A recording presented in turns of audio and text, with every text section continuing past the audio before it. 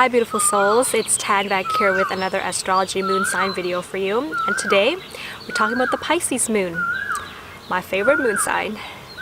I'm biased, I like Pisces. So before you go ahead and watch this video, I would recommend that you watch my moon sign introduction video first. So I'm going to leave a link to that up there and in the description box below, so you can kind of get a better understanding of kind of the theories and concepts that I use in this video, because it's kind of coming from that moon sign introduction video.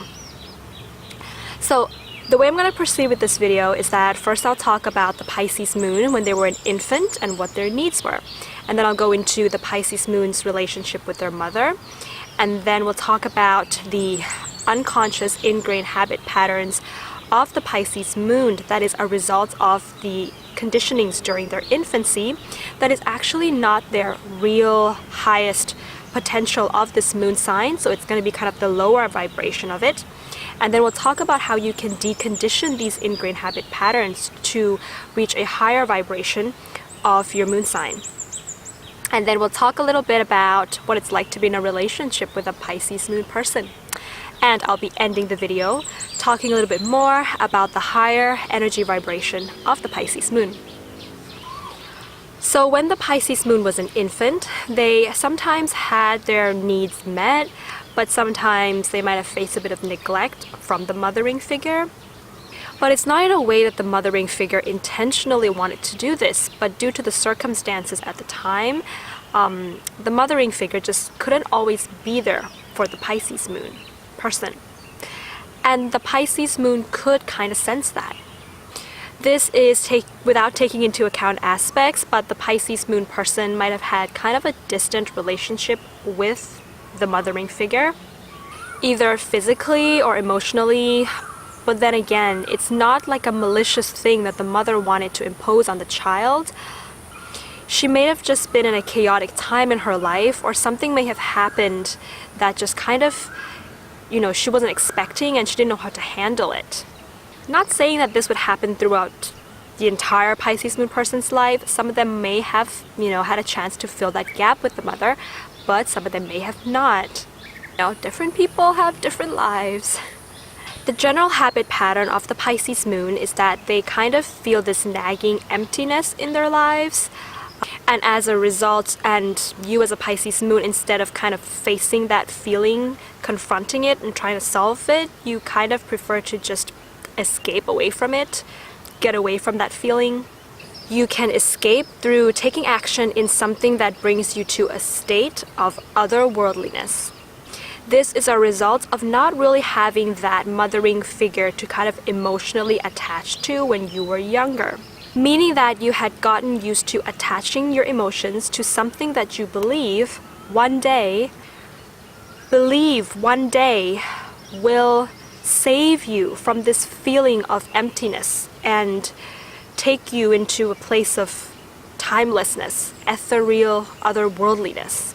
The Pisces moon person actually does this as a result of unconscious self-protection. You can kind of almost feel like there's not much you can trust and count on in the real world. You see, the mothering figure is supposed to be that one and first person that the child can really trust and count on and trust. But if they weren't able to get that, well, the child isn't really going to be able to put trust in other things in their life. It's going to be really hard. So the only thing that the child, as they become an adult, can really trust is something that's not really in their life, that isn't in this world. Because it's kind of almost impossible for them, because they don't have the habit of placing their trust into, the people they meet, their jobs or their hobbies or anything that goes on in the real world. Because the foundation of trust that was supposed to be there, built from that mothering figure, that first person in the child's life, just wasn't there. Do you know what I mean? But, we as human beings need something that we can rely on. We need that foundation. So, with the Pisces moon, the only thing that they really can rely on then becomes timelessness, otherworldliness. that would be their only option. Does that make sense, guys?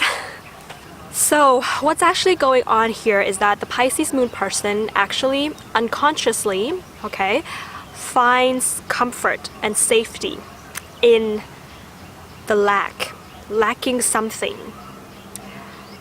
in the suffering. And I say this because living in this way, will never really allow you to experience life to the fullest. Timelessness will never really allow you to face life for what it really is. And I really do understand, why the Pisces moon does this. I actually have an Enneagram type 4, if you're familiar with the Enneagram. And as you know, the Enneagram type 4 people like to wallow in their sadness. So I kind of understand this about the Pisces moon. There is a certain comfort in just drowning in the sadness, It's very unconscious. Anyways, the world that we live in is a space and time dimension. It's not timelessness. Timelessness is a place where our soul and our energy goes when it leaves this physical body. It's a place where there is no time and there is no spatial awareness. And it is peace and it is real, but it is not possible when we are still in this physical body. So if you are living there when you're in this physical body, then you're kind of, not really living life. And to really not live life and to not be in this body, to be in isolation, is really not going to be fulfilling and is not going to bring happiness. Because it's ultimately avoidance. So awareness of the present moment is one of the things that you as a Pisces moon person can really do to find happiness. It does require a bit of bravery and courage and a big leap, for you to really trust the people that are here in this real world with you. So one thing that's really worked for me, and I don't have a Pisces moon, is to really meditate, to really just kind of sit there and listen to your body, feel your body. Put your hand on your chest and just feel your heartbeat. The fact that your heart is beating right now, and the fact that it goes on beating 24 hours a day, every single day for your whole entire life, the way that it works so hard to keep you alive, that is really magic. You are magic.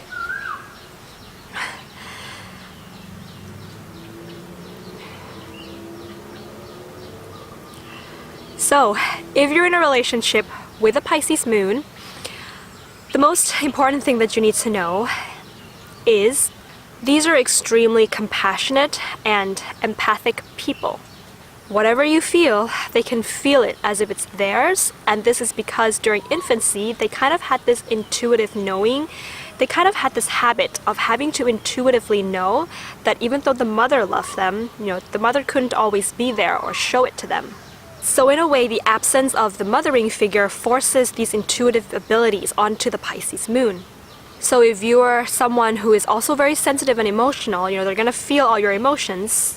What you need to make sure you do is just kind of explain to them logically, with reasoning, communicate with them what you're feeling, why you're feeling that way, and what you're planning to do, to kind of soothe yourself and make yourself feel better so that they know that you're gonna be okay and they'll be okay too. Otherwise, they'll be really pulled into your, problems, and then your sweet and gentle Pisces moon can break. Even if the problem is not theirs. So I think we've kind of mentioned the lower energy vibration of the Pisces moon, but with a bit of habit adjustment that all the moon signs can do, the Pisces moon can be at their highest energy vibration. You can really channel your emotional energies from escapism into compassion in the real world. And your compassion is infinite, and it can really be used to initiate all kinds of creative endeavors, like creating art to inspire patients in the hospitals. As a Pisces moon, you more than other moon signs can really know what it feels like to live in the present moment, to really enjoy the present moment, to really be spontaneous and just take on whatever life throws at you, because that's the flow of life and there's really no need to resist or to protect yourself from it. You can really find enjoyment and beauty in that little bumblebee in your garden, in the first snowfall of the year, in the fact that you and me and that bumblebee, we are one and we are the same. That's my take on the Pisces moon. If you have a Pisces moon, please leave a comment below. Let me know what your experiences have been, and have you deconditioned yet? If you like this video, please give it a thumbs up and click the subscribe button to see more astrology content. And I'd like to thank everyone who has been with me and subscribed to the channel and coming along on these astrology growth journeys. I'll see you soon. Bye!